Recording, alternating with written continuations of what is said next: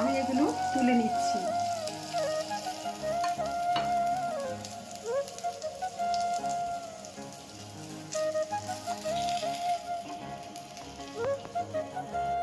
আমি ফ্রাই প্যানে আর একটু তেল দিয়ে দিচ্ছি, আর একটু বাটার দিয়ে দেব।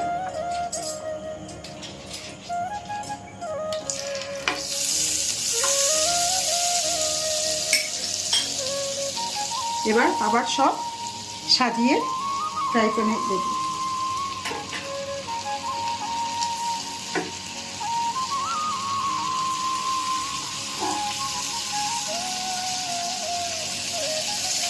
প্রথমে গ্যাসটা একটু বাড়িয়ে দিতে হবে, তারপরে কমিয়ে দিতে হবে। দেখুন পনির টিক্কাগুলো কত সুন্দর ফ্রাই হয়েছে আর কত কালারফুল। বাড়িতে